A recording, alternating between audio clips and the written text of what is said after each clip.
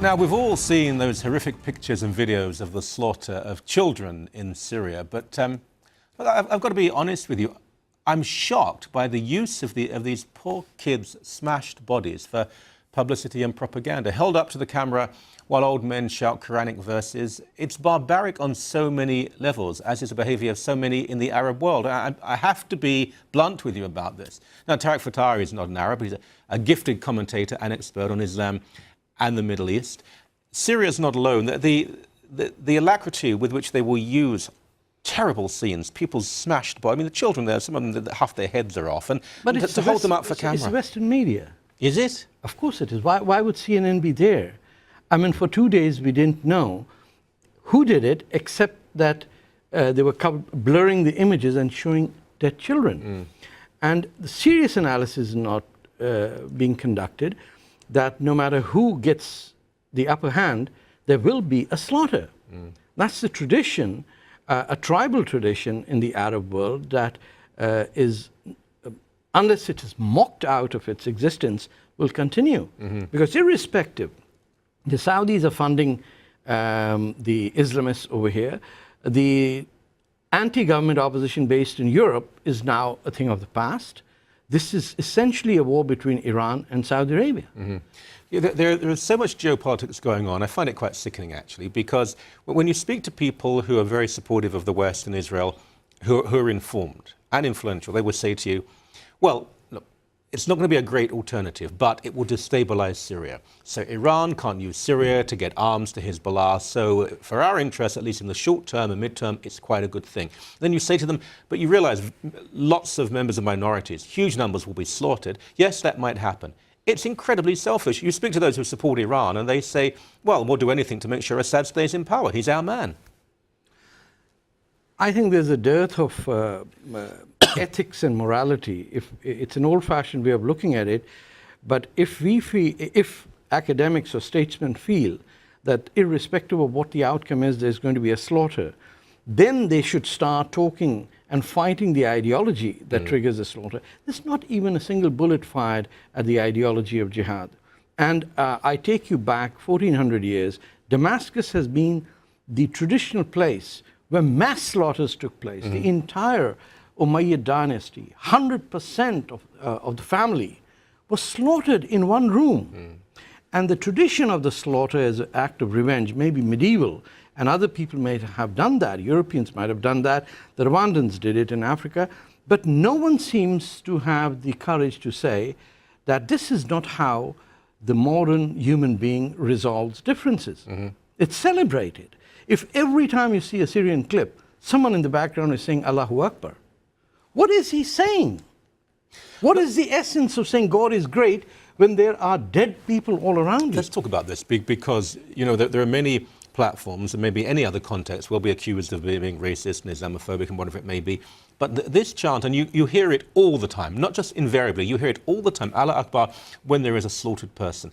Both sides are doing this in Syria. There is a relatively non-religious alliance fighting the government, but I don't think they have the upper hand. Oh, they've gone, they're out of the picture. The Americans or the Europeans had an opportunity to broker a deal about a year ago. Barack Obama vacillated, didn't know what to do, and the opportunity was lost. Now it's lost forever. The best thing the West can do is stay out of this conflict. You cannot resolve it no matter what. Well, the Russians won't allow intervention, surely. Forget about the Russians. There is going to be what will you do with the Shias of Syria? Are you willing to slaughter 2 million of them? What about 500,000 Christians? What about the Kurds who are now deciding to break away from Syria and join the Iraqi part of Kurdistan? I despise the simplistic, facile analysis the left often indulge in, but is the West encouraging this? Are they saying, yes, there'll be incredible suffering there, but it will mean Syria is no longer a player in the region, and that's good for us? The West doesn't know what it's doing. You now have a French president who is taking pride in his mediocrity. I'm the ordinary man.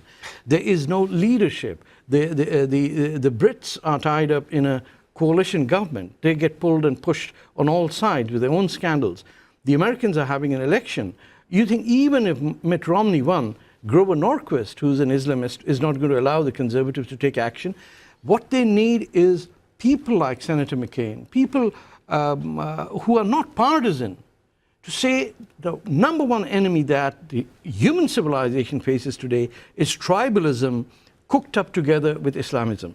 Because if we are willing to let 30 million people die in Congo and not even notice it, and not blame those who believe in tribal identity as essentially the first identity and commit slaughters, then why are we even talking of democracy and human rights?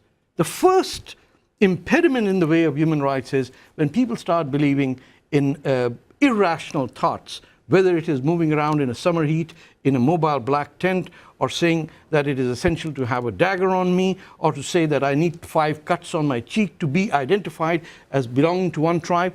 We have to ridicule these ideas out of existence because they're not matters of faith. Well, we've got 24 hours, so we should be able to do that.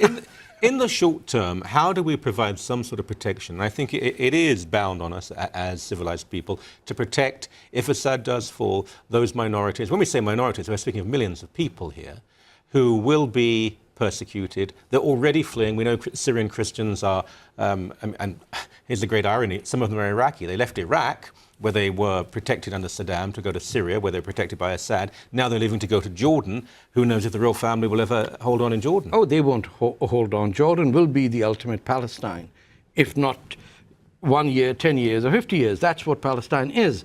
The West Bank will be attached to it. But irrespective of that, if they can't sit back, if Hillary Clinton can't sit back and say, what exactly is the problem?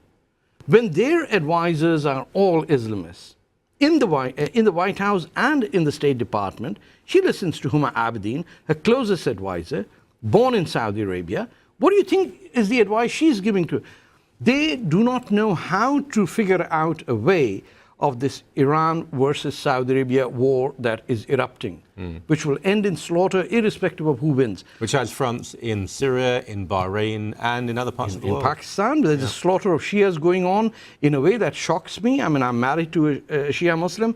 I never thought that Shias would be identified, taken off buses, and shot dead. That was horrific. The same people, everything about them is identical, but a different interpretation of Islam. Can you and it's not Islam, it's tribalism. Yeah. It is hatred-based, and it's being encouraged by multiculturalism everywhere around the Western world as well. As always, my friend, a great pleasure. Thank you. Thank you.